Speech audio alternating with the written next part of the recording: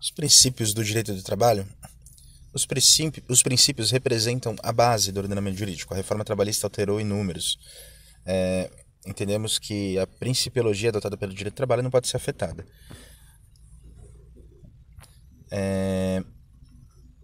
Princípio da proteção, chamado por Américo Pala Rodrigues de princípio dos princípios. Esse princípio tem por finalidade estabelecer o equilíbrio que falta à relação de emprego, ou seja, o empregador possui a situação econômica favorável, enquanto o empregado terá a situação em seu favor na legislação trabalhista. Ressalta-se que a reforma trabalhista acrescentou o parágrafo 444 da CLT, que criou a figura do empregado hipersuficiente, que diz lá: a livre estipulação a que se refere o caput desse artigo, ou seja, a possibilidade de negociação direta com o empregador, aplica-se às hipóteses previstas no artigo 611-A dessa consolidação, com a mesma eficácia legal e preponderância sobre os instrumentos coletivos. No caso de empregado portador de diploma de nível superior, que perceba salário mensal igual ou superior a 2 vezes o limite máximo dos benefícios do regime geral de previdência social. Ao contrário dos demais trabalhadores que necessitam ser sindicatos para negociar as hipóteses de prevalência do negociado sobre o legislado, esses autos empregados podem negociar individualmente e diretamente com seus empregadores. Desse princípio protetivo decorrem outros 3 princípios: o princípio do indúbio pro mísero, o princípio da norma mais favorável e o princípio da condição mais benéfica. Alguns doutrinadores destacam que o princípio do indúbio pro mísero, ou pro operário, foi superado pelo princípio da norma mais favorável, mas não concordamos. Inclusive, referido princípio ainda é cobrado nas provas de concurso. Ou seja, na dúvida, sempre olhar para o trabalhador. Súmula 212 do TST. Existindo ao mesmo tempo gratificação por tempo de serviço outorgada pelo empregador e outra da mesma natureza prevista em acordo coletivo, convenção coletiva ou sentença normativa, o empregado tem direito a receber exclusivamente a que lhe seja mais benéfica, ou seja, a norma mais favorável. O princípio da norma mais favorável ao trabalhador não é absoluto, isso é, não poderá ser aplicado quando existirem normas de ordem pública ou de caráter proibitivo. Então, você não pode, o prazo prescricional, você não pode falar, olha, vamos fazer o seguinte, vamos transformar para mais de 5 anos o prazo prescricional. Não pode, é uma norma de ordem pública. Então, não pode ser, não pode existir norma mais favorável. A aplicação desse princípio continua como regra no campo do direito do trabalho. Contudo, a reforma trabalhista alterou a redação do artigo 620 da CLT para prever que o acordo coletivo sempre prevalecerá sobre a convenção coletiva. O acordo coletivo sempre prevalece sobre a convenção coletiva. O princípio da condição mais benéfica assegura ao empregado as vantagens conquistadas durante o contrato de trabalho. Condição mais benéfica assegura ao empregado vantagens conquistadas durante o contrato de trabalho.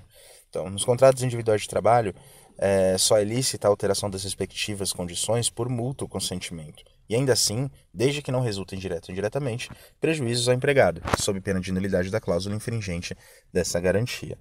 A súmula 51 do TST diz que as cláusulas regulamentares que revoguem ou alterem vantagens deferidas anteriormente só atingirão os trabalhadores admitidos após a revogação ou alteração do regulamento.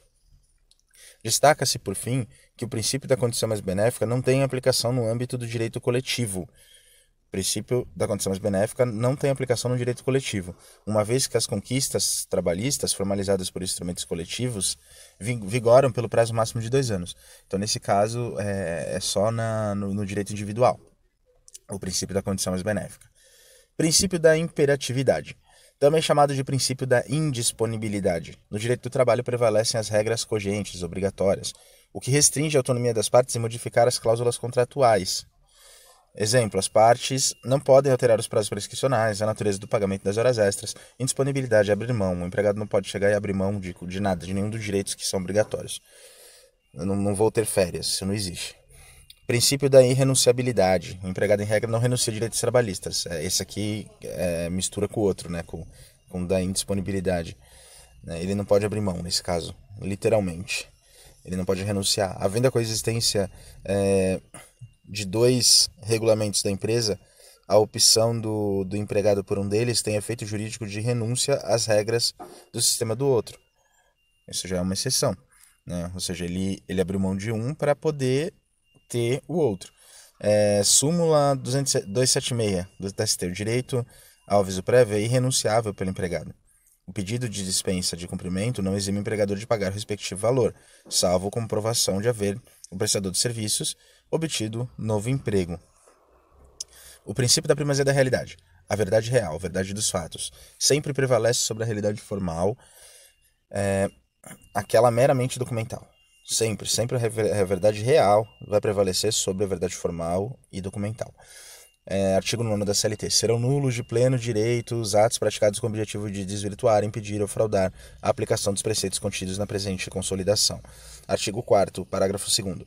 Por não se considerar tempo à disposição do empregador, não será computado como um período extraordinário que exceder a jornada normal, ainda que ultrapasse o limite de 5 minutos previstos no parágrafo 1º do artigo 58 dessa consolidação, quando o empregado, por escolha própria, buscar proteção pessoal em caso de insegurança nas vias públicas ou más condições climáticas, bem como adentrar ou permanecer nas dependências da empresa para exercer atividades particulares, entre outras.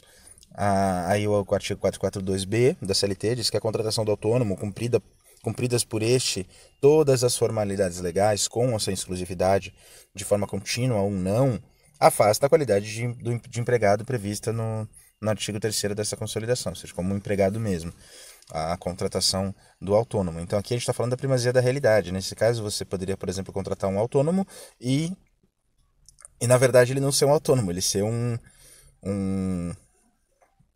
empregado.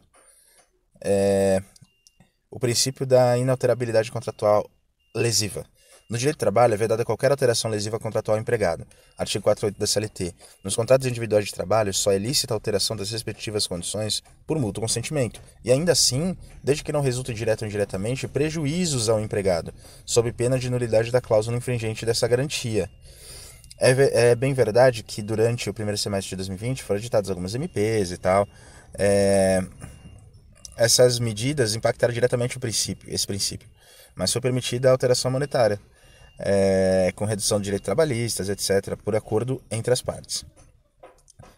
Isso no princípio da inalterabilidade contratual lesiva. Agora o princípio da continuidade. Em regra, o contrato de trabalho é celebrado por prazo indeterminado.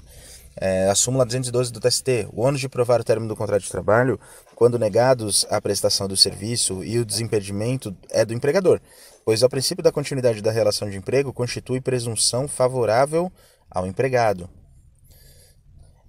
A reforma trabalhista prevê uma hipótese de contratação, a prestação de trabalho intermitente. A prestação de serviços deve ocorrer com subordinação, mas não é contínua, havendo alternância entre períodos de atividade e inatividade. Essa nova modalidade contratual flexibiliza o princípio da continuidade, pois apenas se não haver termo final para o instrumento, o contrato é marcado por período de inatividade, sem que haja remuneração e sem que haja contagem de serviço.